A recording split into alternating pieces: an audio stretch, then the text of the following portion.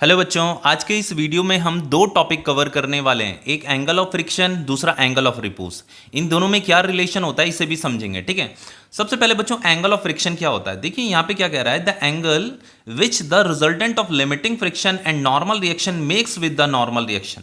बच्चों होता क्या है कि यहाँ पे देखो एक लिमिटिंग फ्रिक्शन लिखा है, एक नॉर्मल रिएक्शन लिखा है। तो जो लिमिटिंग फ्रिक्शन होता है और जो नॉर्मल रिएक्शन होता है, इन दोनों का जो रिजल्टेंट होगा ना, जो रिजल्टेंट होगा, ये रिजल्टेंट नॉर्मल रिएक्शन के साथ जो एंगल बनाएगा, the angle which the resultant in दोनों का रिजल्टेंट नॉर्मल रिएक्शन और ये जो लिमिटिंग फ्रिक्शन का जो रिजल्टेंट होगा ना, तो ये resultant the angle which the resultant makes with the normal reaction, ये रिजल्टेंट जिस नॉर्मल रिएक्शन के साथ जो एंगल बनाता है उस एंगल को एंगल ऑफ फ्रिक्शन बोला जाता है। अब देखो अभी तो कुछ समझ में आया नहीं होगा, अभी आ जाएगा देखो समझ में। सबसे पहले देखो जैसे ये आपका ग्राउंड है, ठीक है। अब देखो यहां पे एक ब्लॉक रखा है। अब बच्चों ये ब्लॉक अगर रखा है, इसका मास सपोज करके m है, तो ये डाउनवर्ड डायरेक्शन में क्या है, आपका वेट ऑफ बॉडी है। कोई भी बॉडी क्या करती है, डाउनवर्ड डायरेक्शन में फोर्स लगाती है, ठीक है, जिसे हम m इंटू जी बोलते हैं। इतना तो आपको पता होगा। अब देखो बच्चों ये जो फोर्स है, ये जो ब्लॉक है, ये ब्लॉक क्या कर रहा है, इस ग्राउंड पे क्या लगा रहा है, mg फोर्स लगा रहा है। इस फोर्स को ये ग्राउंड क्या कर रहा है, फील कर रहा है।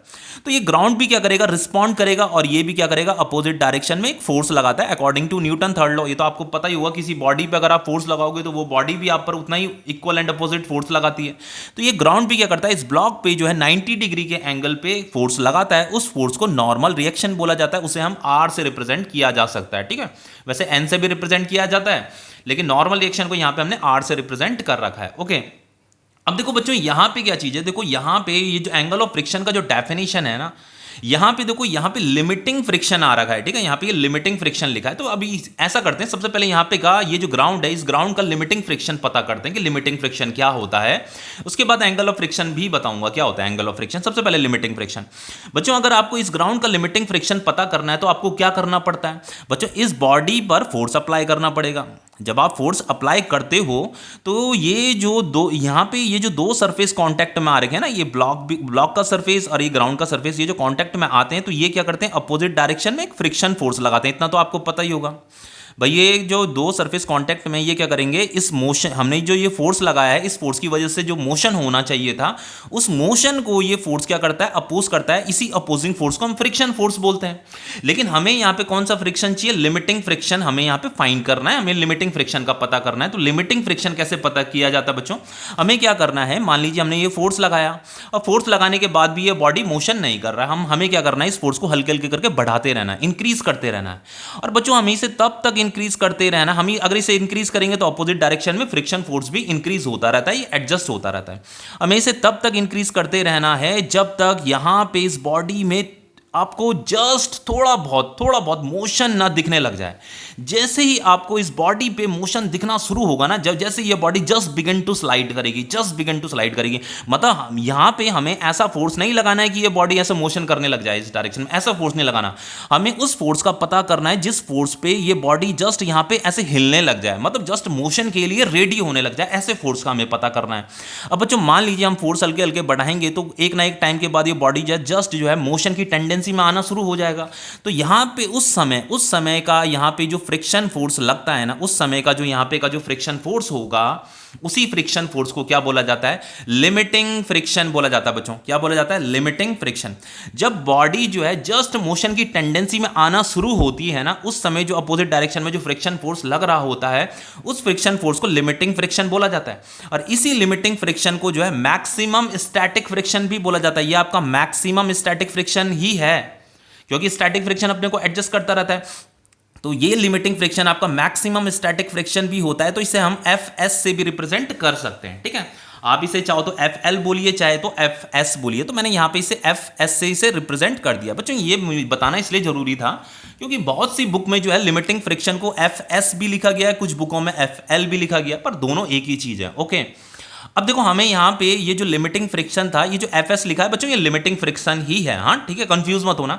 अब देखो हमें ये लिमिटिंग फ्रिक्शन मिल गया है, ये लिमिटिंग फ्रिक्शन हमें मिल गया है। अब देखो डेफिनेशन क्या कह रही है, the resultant of limiting friction and normal reaction. बच्चों लिमिटिंग फ्रिक्शन ये है, नॉर्मल रिएक्शन ये है, तो हमें क्या करना है, इन दोनों का क्या करना है, रिजल्टेंट फाइंड करना है। तो बच्चों इनका रिजल्टेंट कैसे फाइंड किया जाता है? देखो मैंने आपको जब motion in a plane chapter में एक चीज बताई थी कि कोई फोर्स इस डायरेक्शन में है, मान लीजिए कोई दूसरा फोर्स इस डायरेक्शन में, ये F1 फोर्स है, ये F2 फोर्स है। आपको अगर इन दोनों का रिजल्टेंट फाइंड करना है तो आप कैसे फाइंड करते हो रिजल्टेंट? यहां पे आपको एक पैरेललोग्राम कंप्लीट करना है, ठीक है। तो हमने ये पैरेललोग्राम बना दिया।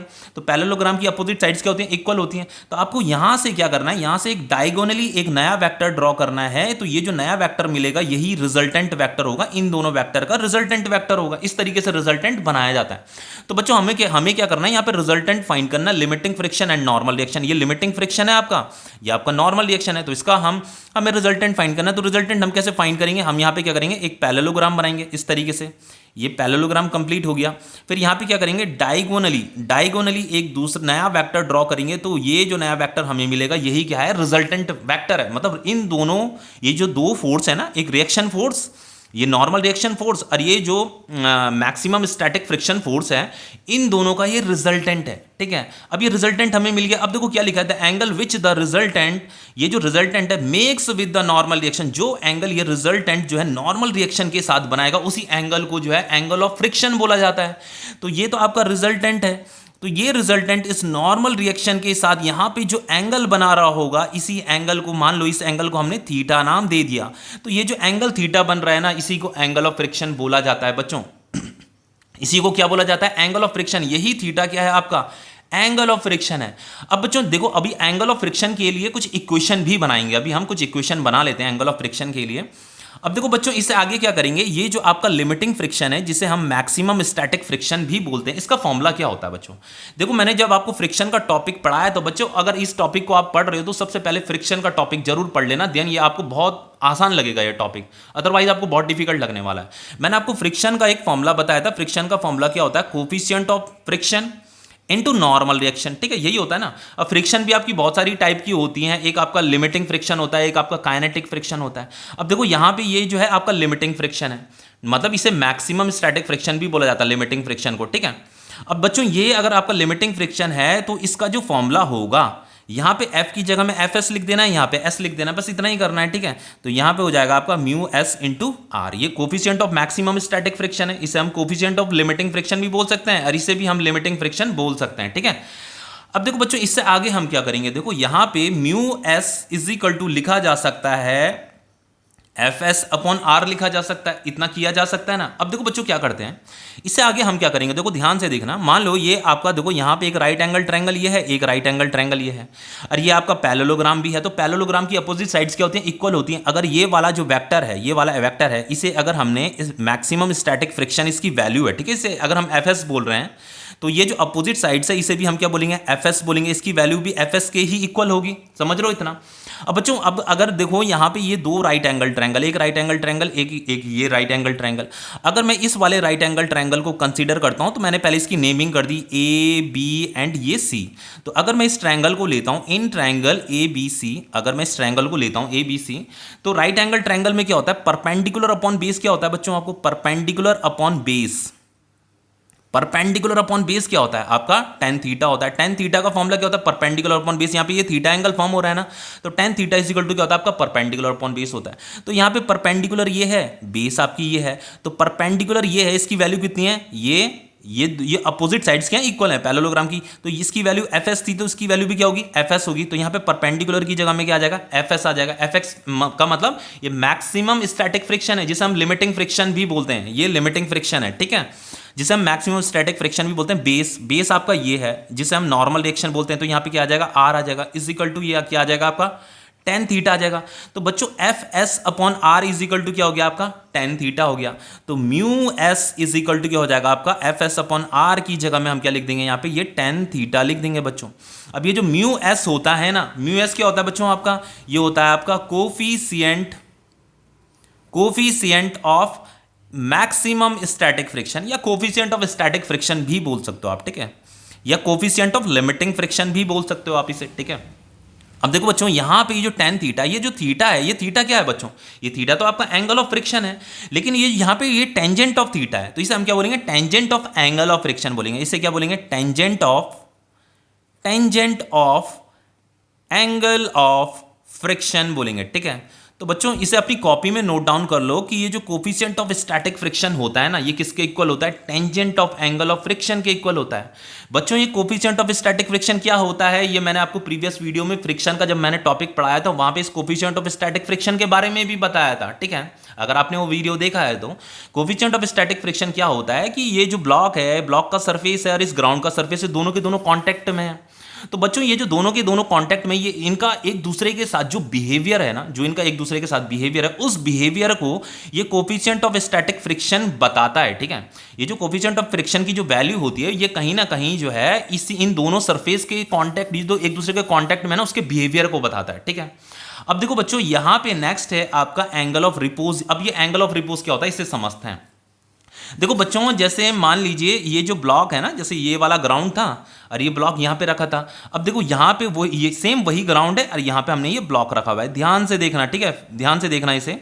ये जो ग्राउंड है ना, इस ग्राउंड को मैंने यहाँ पे यहाँ नीचे बना दिया, ये बना दिया है, और ये जो ब्लॉक है इस ब्लॉक को हमने यहाँ पे ये रख दिया है, ठीक है। अब जो हमने क्या किया, इस ग्राउंड को जो है ना ऐसे ऊपर की तरफ रेज्ड कर रहे हैं, उठा रहे हैं, उठा रहे हैं, उठा रहे हैं, उठा रहे हैं, ऐसे हल्के हल्के करके उठा रहे हैं, बहुत हल्के हल्के उठाना है इस ग्राउंड को, ठीक है। मतलब यहाँ पे का जो एंगल है ना, इस एंगल को हमें क्या करना है, बढ़ाते रहना है, बढ़ाते रहना है, बढ़ाते रहना है। और हमें इसे तब तक बढ़ाते रहना है जब तक ये जो ब्लॉक है ना, ये ब्लॉक जो है जस्ट बिगिन टू स्लाइड ना करने लगे। मतलब ये जब जब इसके अंदर मोशन की टेंडेंसी आने लग जाएगी ना, जैसे ही इसमें मोशन की टेंडेंसी आने लग जाएगी, तब आपको एंगल बढ़ाना बंद कर देना, तब आपको एंगल नहीं बढ़ाना है। मतलब हमें उस एंगल का पता करना है जिस एंगल पे ये जो ब्लॉक है मोशन में आना शुरू होता है, जब इस पे मोशन में आने की टेंडेंसी आने लग जाती है। बच्चों मैंने क्या बोला, देखो सबसे पहले एंगल ऑफ रिपोज क्या होता है, इसी एंगल को, ये एंगल जब हमें मिल जाएगा ना, मान लीजिए एंगल अल्फा एंगल है, जब हम इस ग्राउंड को ऐसे ऊपर की तरफ रेज्ड करेंगे, उठाएंगे उठाएंगे उठाएंगे, जैसे एंगल बढ़ाने पे, जैसे ये ब्लॉक मोशन करना शुरू करता है ना, जैसे इसके अंदर मोशन की टेंडेंसी आने लग जाती है, मोशन नहीं करना चाहिए, नीचे की तरफ मोशन नहीं करना चाहिए, बस जैसे इसमें स्टार्टिंग में आपको थोड़ा सा मोशन दिखाई देगा, बस हमें उस समय का जो ये एंगल होगा ना, उसी एंगल को एंगल ऑफ रिपोज बोला जाता है। बच्चों समझ रहे हो, देखो क्या लिखा है, it is the minimum angle of inclination of a plane with the horizontal. देखो ये हॉराइजॉन्टल है, ये हॉराइजॉन्टल लाइन है और ये इंक्लाइन प्लेन है, तो यहां पे का जो मिनिमम एंगल होता है ना with the horizontal, such that a body placed on it just begin to slide लिखा है। बच्चों यहां पे बिगिन टू स्लाइड लिखा है। बिगिन टू स्लाइड का मतलब जब वो स्लाइड डाउन होना बिगिन करेगा, मतलब शुरू करेगा। ऐसा नहीं लिखा है कि वो स्लाइड डाउन होने लग जाएगा, स्लाइड डाउन नहीं होना चाहिए, वो जस्ट बिगिन करेगा। जैसे ही शुरुआत करेगा हमें एंगल बढ़ाना बंद कर देना है, तो हमें उस एंगल का पता चल जाएगा जिस एंगल पे ये बॉडी मोशन करना शुरू करती है, ठीक है। ये जस्ट बिगिन टू स्लाइड करती है जब उसके अंदर मोशन की टेंडेंसी आ जाती है, तो उस एंगल को क्या बोला जाता है, एंगल ऑफ रिपोज बोला जाता है। अब मान लो बच्चों ये आपका एंगल ऑफ रिपोज, अगर मैं इस एंगल को बढ़ाने लग जाऊं, अब तो ये बॉडी आसानी से नीचे मोशन करने लग जाएगी, मोशन करने लग जाएगी, मोशन करने लग जाएगी। तो हम ये भी कह सकते हैं कि अगर हम इस एंगल को घटाते हैं तो अभी भी मोशन कर रही है, अभी भी मोशन कर रही है, घटाएंगे, जैसे ये मोशन करना बंद कर देगी तो वो क्या हो जाएगा, आपका एंगल ऑफ रिपोज हो जाएगा। और अगर हम यहां से ऊपर की तरफ ले जा रहे हैं तो अभी भी रेस्ट में है, रेस्ट में। ये ब्लॉक क्या है, ब्लॉक भी ऊपर जा रहा है तो ब्लॉक भी रेस्ट में। जैसे ही मोशन में आना शुरू करेगा तो ये हमें एंगल ऑफ रिपोज मिल जाएगा, ठीक है। तो अगर इधर से ला रहे हो तो इधर से रेस्ट में आ रहा है वो, और इधर से ला रहे हो तो इधर से मोशन में आना शुरू कर रहा है, ठीक है। तो इसीलिए यहाँ पे it is the minimum angle लिखा हुआ है। मिनिमम का मतलब आप यहाँ से एंगल को क्या कर रहे हो, मिनिमम कर रहे हो। तो जैसे ही ये यहाँ पे just begin to slide down, ये तो कर ही रही है, स्लाइड डाउन कर ही रही थी, लेकिन just begin to slide down का मतलब जैसे ही उसका मोशन, मतलब वो रेस्ट में आने लग जाएगी। Just begin to slide down का मतलब जैसे ही उसका जो स्टार्टिंग का मोशन होगा ना, उस मोशन की हम बात कर रहे हैं, तो इसे क्या बोला जाता है, एंगल ऑफ रिपोज बोला जाता है बच्चों। अब देखो बच्चों यहां पे हमें क्या करना है, इस एंगल ऑफ रिपोज को यहां पे कैलकुलेट करना है कि ये एंगल ऑफ रिपोज क्या है और इस एंगल ऑफ रिपोज का इस एंगल ऑफ फ्रिक्शन के साथ क्या रिलेशन होता है, इसे हमें समझना है। तो बच्चों जब ये ब्लॉक यहां पे ग्राउंड में है, ये ब्लॉक, तो जब ये ग्राउंड में था तब तो नीचे क्या लग रही थी, mg फोर्स लग रही थी, इतना मैंने आपको बताया था। ऊपर की तरफ एक नॉर्मल रिएक्शन लग रही थी जिसे हम r बोल रहे थे, ओके। फिर हमने क्या किया था, यहाँ पे एक फोर्स अप्लाई किया था बच्चों, एक फोर्स अप्लाई किया था ना, इस डायरेक्शन में फोर्स हमने अप्लाई किया था। यहाँ पे देखो ये फोर्स अप्लाई किया था हमने, तो हमने जैसे ये फोर्स अप्लाई किया तो ये बॉडी जो है मोशन की टेंडेंसी में आने लगी, हल्का सा मोशन नहीं कर रही है, ये मोशन की टेंडेंसी में आने लग गई। तो इसका मतलब अपोजिट डायरेक्शन में क्या लगा होगा बच्चों, काइनेटिक फ्रिक्शन लगा होगा। यहाँ पे क्या लगा होगा बच्चों, काइनेटिक फ्रिक्शन लगा होगा। तो इस काइनेटिक फ्रिक्शन को क्या बोला जाता है, मैक्सिमम स्टैटिक फ्रिक्शन भी बोला जाता है। तो हमने चलो इसे FS लिख दिया, ठीक है। अब बच्चों हमने क्या किया, इस ग्राउंड को आप ऐसे ऊपर की तरफ उठाने ले गए, उठा रहे हैं हम, ऊपर की तरफ ले जा रहे हैं, तो बच्चों ये ब्लॉक यहाँ पे पहुँच जाएगा। तो ये ब्लॉक जब यहाँ पे पहुँचेगा तो इस ब्लॉक का मास तो m है, यहाँ पे भी m था, यहाँ पे भी m है, तो ये डाउनवर्ड डायरेक्शन में ये इसका वेट ऑफ बॉडी है जिसे हम mg बोलते हैं बच्चों। ये वेट ऑफ बॉडी हमेशा वर्टिकली डाउनवर्ड होती है इसकी डायरेक्शन, ठीक है, इसकी डायरेक्शन हमेशा वर्टिकली डाउनवर्ड रहेगी। अब बच्चों क्या होगा, नॉर्मल रिएक्शन, देखो नॉर्मल रिएक्शन किधर लगेगा, देखो जैसे ये नॉर्मल रिएक्शन था, ये था, तो जब हम इस ग्राउंड को ऐसे ऊपर ऊपर ऊपर ऊपर ले जा रहे थे, ऐसे ऊपर ले जा रहे थे इस ग्राउंड को, तो नॉर्मल रिएक्शन किधर आ रहा है बच्चों, इस डायरेक्शन में आ रहा है, ठीक है। तो नॉर्मल रिएक्शन आपका ऐसे बनेगा, ठीक है। जो नॉर्मल रिएक्शन होता है ये ग्राउंड क्या करेगा, इस ब्लॉक पर लगाएगा नॉर्मल रिएक्शन, ठीक है, फोर्स लगाएगा, मतलब इसे हम क्या बोलेंगे, आर, हमने इसे नाम दे दिया, ठीक है। अब देखो बच्चों यहाँ पे क्या होगा, लेकिन बच्चों देखो यहाँ पे ये आर जो है, आर तो यहाँ पे एम जी के इक्वल है, लेकिन यहाँ पे का जो आर है ना बच्चों, ये आर जो है इस एम जी के इक्वल नहीं है, इस आर की कुछ डिफरेंट वैल्यू, भले मैंने यहाँ पे आर से इसे रिप्रेजेंट कर रखा, कंफ्यूज मत होना, ये डिफरेंट आर है, ठीक है, मतलब है तो ये नॉर्मल रिएक्शन, लेकिन यहाँ पे ये एम जी के इक्वल नहीं है। अब देखो बच्चों क्या हुआ कि हमने यहाँ पे जैसे ये एंगल ये एंगल ऑफ रिपोज है, जैसे हमें ये एंगल मिलेगा तो ये बॉडी क्या करेगी, मोशन की टेंडेंसी में आने लग जाएगी, मोशन की टेंडेंसी मतलब यहाँ पे ऐसे वाइब्रेट करने लगेगी, हिलने लगेगी, पर मोशन नहीं कर रही है। तो बच्चों यहाँ पे जो ये नीचे की तरफ मोशन करना चाह रही है, किसकी वजह से चाह रही है, कौन इस पे फोर्स लगा रहा है, तो बच्चों ये जो mg फोर्स है ना नीचे की तरफ, इसके हमें कंपोनेंट बनाने पड़ेंगे, एक कंपोनेंट इस डायरेक्शन में बनेगा, एक कंपोनेंट यहाँ बनेगा। तो यहाँ पे अगर ये अल्फा एंगल बन रहा है तो बच्चों यहाँ पे भी ये अल्फा ही एंगल फॉर्म होता है। ये मैंने आपको कितने ही बार पीछे 2-3 वीडियो में मैंने ये आपको प्रूफ करके बताया है कि यहाँ पे अगर ये अल्फा बन रहा है तो यहाँ पे भी ये सेम वही एंगल बनता है, ठीक है बच्चों। अगर शुरू से टॉपिक देखते हुए आ रहे हो तो आपको ये समझ में आ रहा होगा, मैथमेटिकली भी इसे प्रूफ किया जा सकता है। तो अभी मैं यहाँ पे ये नहीं बताने वाला कि यहाँ पे मैंने अल्फा क्यों लिखा, क्योंकि मैंने पीछे कहीं जगह ये बता रखा है, डिस्कस कर रखा है, ये अल्फा है तो ये भी आपका अल्फा है, ठीक है।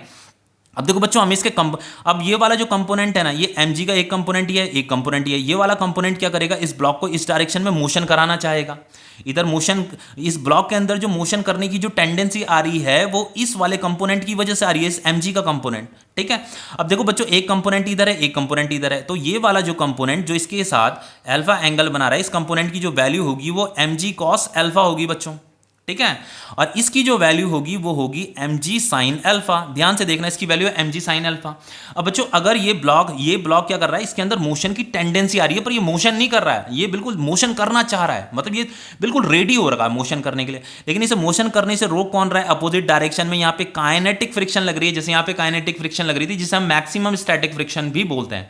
तो यहाँ पे भी मैक्सिमम स्टैटिक फ्रिक्शन लगेगा बच्चों, इधर अपोजिट डायरेक्शन में। ये क्या करेगा, इसे मोशन करने से रोक देगा। तो ये रेडी तो हो रखा है, लेकिन उतना ही अपोजिट डायरेक्शन में मैक्सिमम स्टैटिक फ्रिक्शन भी लग रखा है बच्चों, ठीक है।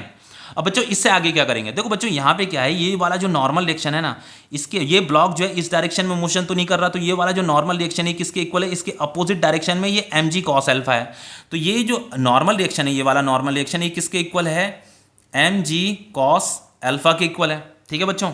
अब देखो यहाँ पे ये वाला जो मैक्सिमम स्टैटिक फ्रिक्शन है, ये किसके इक्वल है, ये mg sin अल्फा के इक्वल है, क्योंकि ये बॉडी मोशन नहीं कर रही है पर मोशन के लिए रेडी हो रही है, बिल्कुल मोशन करने की टेंडेंसी में रेडी हो रही है। अगर हम थोड़ा सा भी एक एक्स्ट्रा फोर्स अगर ये लगा देंगे यहाँ पे तो ये मोशन करने लग जाएगा, ये है कहने का मतलब, ठीक है।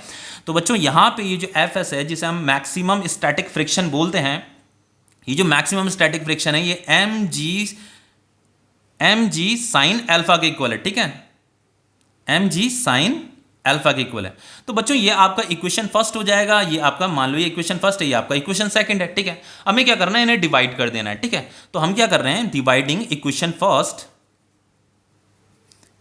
फर्स्ट को हमने डिवाइड कर दिया बाय इक्वेशन सेकंड, ठीक है। इन्हें मैं डिवाइड कर रहा हूं, तो जैसे मैंने यहां पे ये fs is equal to mg sin alpha लिखा, divided by r is equal to क्या है आपका, ये mg cos अल्फा लिखा। बच्चों ध्यान से देखना, देखो बहुत इंपॉर्टेंट चीज पता चलने वाली है आपको बच्चों। ये mg से mg कट जाएगा बच्चों, ये sine alpha upon cos alpha क्या होता है, साइन अपॉन कॉस क्या होता है, tan अल्फा होता है, इतना आपको पता होगा। ये fs अपॉन r हो गया, यहाँ पे क्या आ गया बच्चों, fs अपॉन r हो गया। बच्चों ये जो fs अपॉन r होता है ना, जैसे यहाँ पे fs अपॉन r क्या होता है बच्चों, fs अपॉन r किसका फॉर्मूला होता है बच्चों, ये म्यू s का फॉर्मूला होता है। fs अपॉन r किसका फॉर्मूला होता है, म्यू s का फॉर्मूला होता है। तो बच्चों यहाँ पे भी क्या आ जाएगा, fs अपॉन r की जगह में क्या आ जाएगा, यहाँ पे म्यू s आ जाएगा बच्चों, क्योंकि ग्राउंड वही है, समझ रहे हो। तो यहाँ पे fs अपॉन r की जगह में क्या आ जाएगा, ये म्यू s आ जाएगा। तो mu s is equal to क्या हो गया बच्चों, ये tan अल्फा हो जाता है बच्चों। तो देखो यहाँ पे mu s is equal to tan theta भी था, और यहाँ पे mu s is equal to क्या आ गया, ये tan अल्फा भी आ गया। तो ये म्यू s क्या है बच्चों, म्यू का मतलब ये कोफिशिएंट ऑफ स्टैटिक फ्रिक्शन है। ये कोफिशिएंट ऑफ स्टैटिक फ्रिक्शन बोलो, चाहे तो मैक्सिमम स्टैटिक फ्रिक्शन बोलो या तो कोफिशिएंट ऑफ लिमिटिंग फ्रिक्शन बोलो, ठीक है। तो ये coefficient of maximum static friction है बच्चों, ये भी आपका coefficient of maximum static friction है। तो ये जो कोफिशिएंट ऑफ स्टैटिक फ्रिक्शन होता है ये किसके इक्वल होता है, tan थीटा के इक्वल होता है। और यहाँ पे भी जो कोफिशिएंट ऑफ फ्रिक्शन है वो coefficient of maximum static friction वो किसके इक्वल आ रहा है, tan अल्फा के इक्वल आ रहा है। तो बच्चों अगर ये जो आपका कोफिशिएंट ऑफ स्टैटिक फ्रिक्शन है अगर ये tan अल्फा के भी इक्वल है और ये tan थीटा के भी इक्वल है, तो बच्चों ये थीटा क्या होता है, ये तो एंगल ऑफ फ्रिक्शन होता है। ये अल्फा क्या है, या ये आपका एंगल ऑफ रिपोज है, तो इसे tangent of angle of repose बोला जाता है, इसे tangent of angle of friction बोला जाता है। इसका मतलब क्या है बच्चों, ये जो एंगल है ना दोनों की वैल्यू क्या आ रही है, सेम आ रही है। इसका मतलब ये जो एंगल ऑफ रिपोज है और ये जो एंगल ऑफ फ्रिक्शन है बच्चों, दोनों एंगल सेम है, दोनों के दोनों एंगल सेम है बच्चों। ये जो एंगल है ना, ये वाला जो थीटा एंगल है और ये वाला जो एंगल ऑफ दोनों के दोनों सेम है। देखो बच्चों हुआ क्या था, देखो इस डायग्राम को अगर मैं यहाँ पे बना देता हूँ तो हमने क्या किया था, इन दोनों का रिजल्टेंट निकाला था। तो यहाँ पे एक पैरेललोग्राम बनाया था बच्चों, तो यहाँ पे एक रिजल्टेंट हमें मिल गया था। तो ये रिजल्टेंट क्या कर रहा था, यहाँ पे ये थीटा एंगल बना रहा था बच्चों, ये थीटा एंगल बना था, इसी को तो हम एंगल ऑफ फ्रिक्शन बोल रहे थे। तो इंटरेस्टिंग चीज पता क्या होती है, इसी ग्राउंड को हमने क्या किया, यहाँ ऊपर उठा दिया, तो यहाँ पे हमें ये एंगल ऑफ रिपोज का पता चला। तो बच्चों जो ये एंगल है ना वो ही यहाँ पे का ये थीटा एंगल भी है, बस हमने इन्हें अलग अलग नाम दे रखा है, इसे अल्फा से रिप्रेजेंट किया है, इसे थीटा से रिप्रेजेंट किया है, पर दोनों एंगल सेम है। मान लो अगर ये 30 डिग्री का एंगल है तो ये भी 30 डिग्री का ही एंगल होगा। दोनों अगर मान लो बच्चों क्वेश्चन में अगर ऐसा कुछ आ जाता है ना, कभी कभी समटाइम्स कंपटीशन में भी ऐसा पूछा जाता है, आपके एग्जाम में भी ऐसा पूछा जा सकता है कि अगर मान लो आपको एंगल ऑफ फ्रिक्शन दे रखा है और आपसे पूछ दिया जाता है कि एंगल ऑफ रिपोज कितना होगा, तो बच्चों जो एंगल ऑफ फ्रिक्शन होगा वही आपका एंगल ऑफ रिपोज होने वाला है। दोनों की सेम वैल्यू होने वाली, दोनों सेम एंगल होते हैं, ठीक है। बस इसे एंगल ऑफ रिपोज बोला जाता है, इस वाले एंगल को एंगल ऑफ फ्रिक्शन बोला जाता है, बस इतनी सी बात होती है, ठीक है। तो ये आपको समझ में आ गया ये टॉपिक। अब देखो बच्चों कुछ न्यूमेरिकल कर लेते हैं इसके। देखो बच्चों ये क्वेश्चन है, देखो कितना इजी क्वेश्चन है, बहुत ही सिंपल क्वेश्चन है बच्चों। देखो पहला क्वेश्चन कह रहा है आपको a mass of 4 kg rest on a horizontal plane. बच्चों ये एक हॉराइजॉन्टल प्लेन है, यहां पे एक मास, एक ब्लॉक है, उसका मास कितना है 4 kg आपको दे रखा है मास। ये इस ग्राउंड पे क्या कर रहा है, इस हॉराइजॉन्टल सरफेस पे क्या कर रहा है, रेस्ट कर रहा है, ठीक है। The plane is gradually inclined until at an angle theta is equal to 15 degree with the horizontal the mass just begin to slide. वो ये कह रहा है देखो इस ग्रेजुअली इंक्लाइंड, हमने क्या किया, ये जो ग्राउंड है ना इसे हल्के हल्के इंक्लाइन करने लग गए, इंक्लाइन कर रहे हैं हल्के हल्के इस एंगल को, ग्रेजुअली क्या कर रहे हैं हम इसे बढ़ा रहे हैं, इसे इंक्लाइन कर रहे हैं। तो जैसे ही हम 50 डिग्री के एंगल पे इसे हमने इसे इंक्लाइन कर दिया तो हुआ क्या कि मास, ये जो मास है ना, ये जो ब्लॉक का जो मास है ये जस्ट बिगिन टू स्लाइड करने लगा।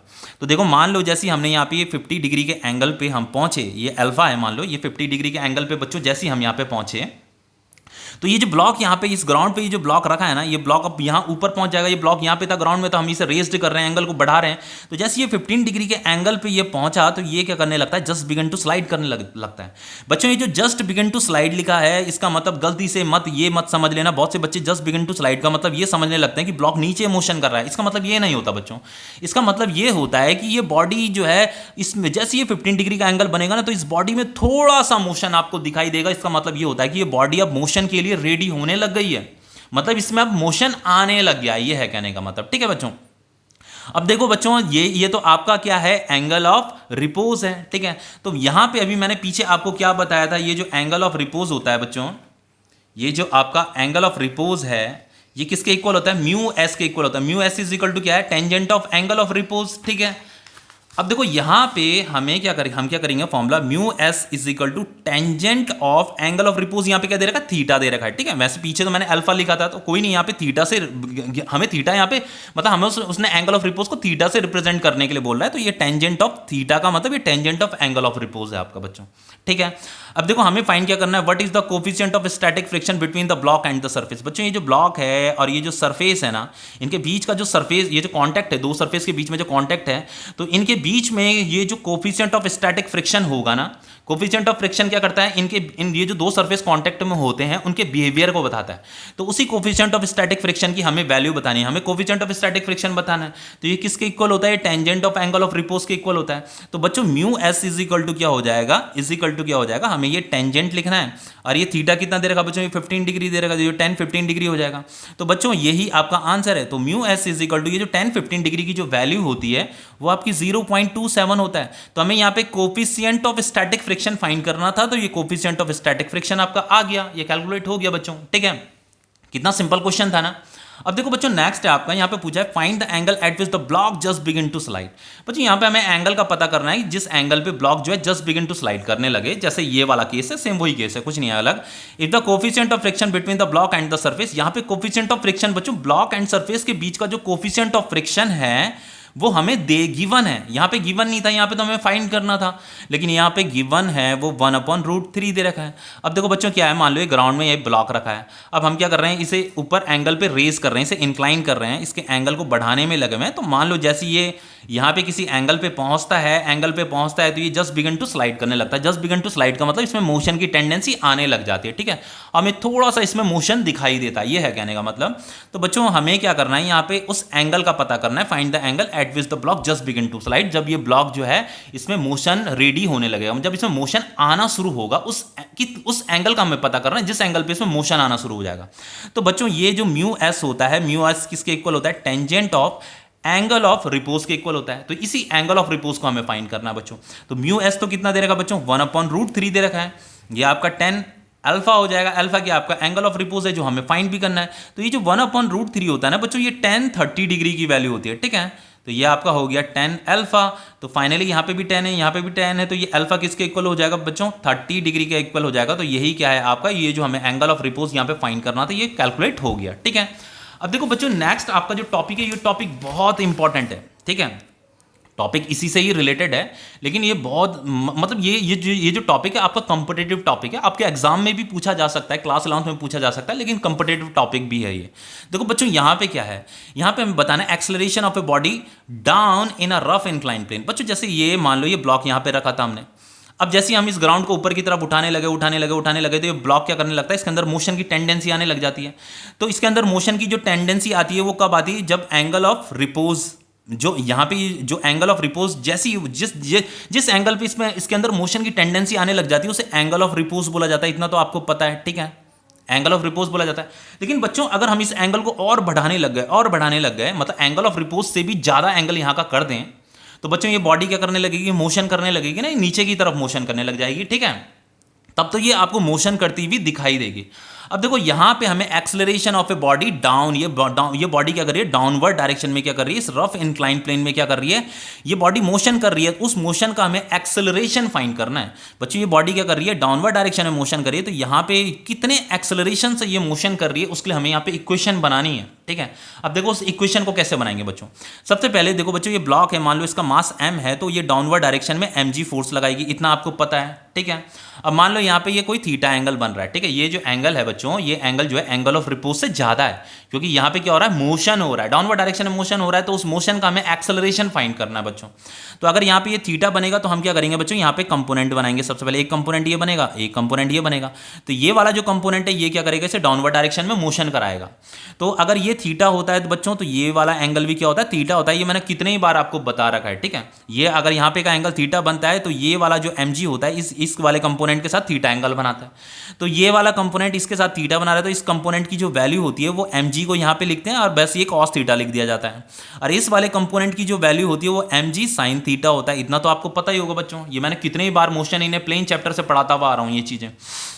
अब देखो बच्चों क्या होगा कि ये वाला जो फोर्स है, ये वाला जो mg sin थीटा ये क्या कर रहा है, इसे नीचे की तरफ मोशन करा रहा है। तो अगर ये नीचे की तरफ मोशन करेगा बच्चों, अगर ये नीचे की तरफ मोशन करेगा तो अपोजिट डायरेक्शन में काइनेटिक फ्रिक्शन भी तो लगेगा बच्चों, जिसे हम मैक्सिमम स्टैटिक फ्रिक्शन भी बोलते हैं। तो अपोजिट डायरेक्शन में काइनेटिक फ्रिक्शन भी लगेगा। इस काइनेटिक फ्रिक्शन को बच्चों मैक्सिमम स्टैटिक फ्रिक्शन भी बोला जाता है। आप इसे fs भी लिख सकते हो, fk भी लिख सकते हो, कंफ्यूज मत होना, ठीक है।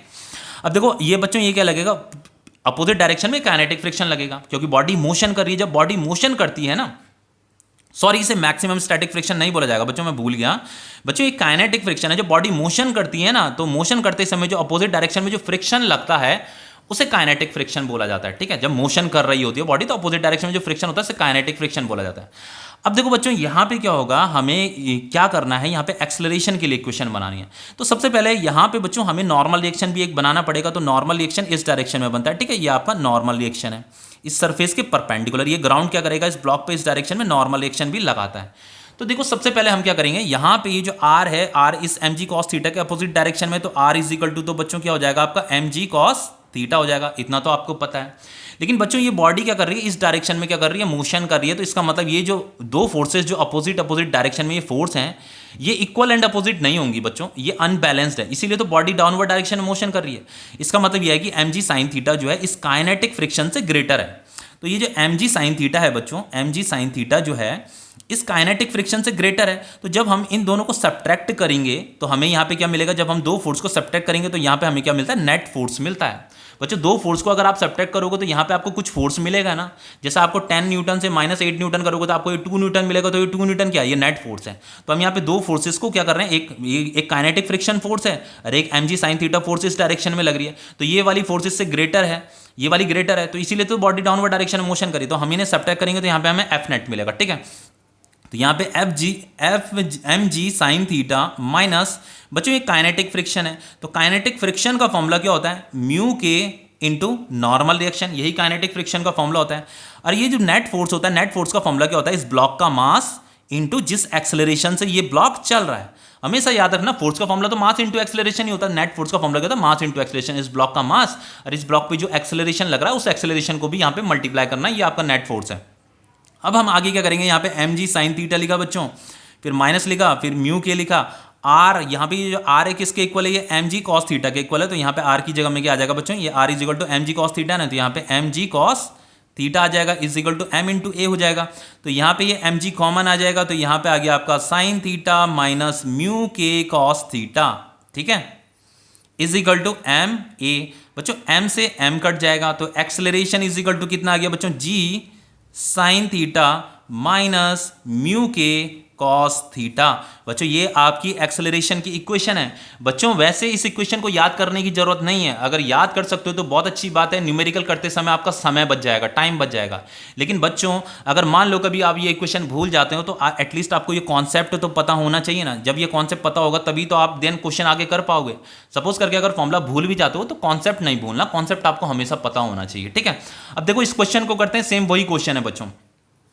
देखो यहाँ पे क्या कह रहा है, एक क्यूबिक ब्लॉक ऑफ 30 kg, एक 30 kg का ब्लॉक है, वो sliding on a surface inclined at 45 degree with horizontal. बच्चों एक हॉराइजॉन्टल प्लेन है यहाँ पे और ये एक इंक्लाइंड प्लेन है, यहाँ पे एक ब्लॉक रखा है और ये ब्लॉक क्या कर रहा है, डाउनवर्ड डायरेक्शन में बच्चों मोशन कर रहा है, ठीक है। और यहाँ पे जो एंगल बना है 45 डिग्री का एंगल बना है। लेकिन बच्चों यहाँ पे कहीं पे भी ऐसे नहीं लिखा है कि जस्ट बिगन टू स्लाइड कर रहा है, यहाँ पे लिखा है इस स्लाइडिंग, ये स्लाइडिंग कर रहा है मतलब नीचे की तरफ मोशन कर रहा है। इसका मतलब ये है कि ये जो एंगल है ये आपका एंगल ऑफ रिपोज नहीं है बच्चों, ये एंगल ऑफ रिपोज से ग्रेटर एंगल है, ठीक है, ये एंगल ऑफ रिपोज से बड़ा एंगल है, इसीलिए तो ये स्लाइडिंग डाउन हो रहा है, नीचे की तरफ मोशन कर रहा है। अब देखो बच्चों यहाँ पे क्या है, ये क्यूबिकल जो ब्लॉक है इसका मास कितना दे रखा है, ये 30 kg दे रखा है, ठीक है। ये हमने यहाँ पे क्यूबिकल ब्लॉक रखा है यहाँ पे ऊपर।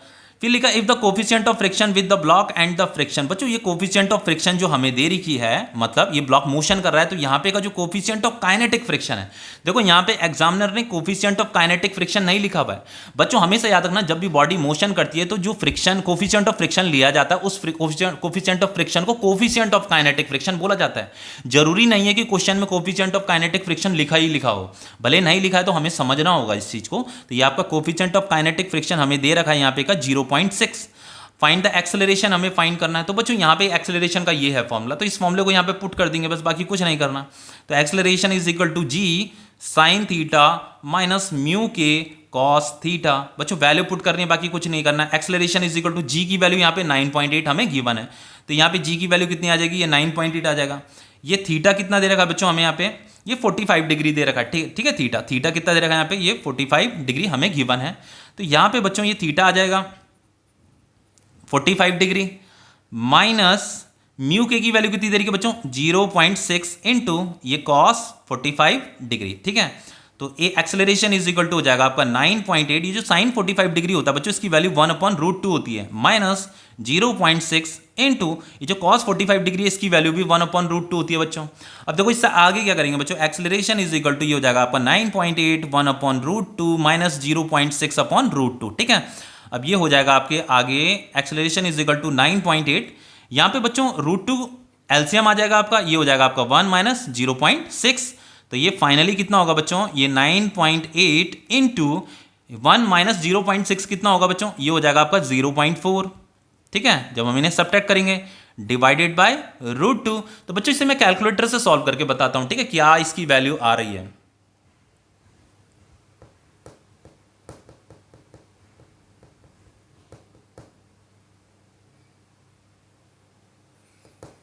बच्चों ये जो एक्सेलरेशन की वैल्यू आएगी वो आएगी 2.77 मीटर पर सेकंड स्क्वायर। जब आप इसे सॉल्व करोगे ना तो ये वैल्यू कितनी आ रही है, 2.77 मीटर पर सेकंड स्क्वायर। तो बच्चों ये टॉपिक आपका कंप्लीट हो जाता है, ठीक है। ये फॉर्मूले को ध्यान रखना, इसे अपनी कॉपी में नोट डाउन कर लेना, और इसे मैंने किस तरीके से इसे डिराइव किया है वो भी उसकी भी प्रैक्टिस कर लेना अच्छे से, ठीक है। तो ये टॉपिक आपका कंप्लीट हो जाता है। ओके।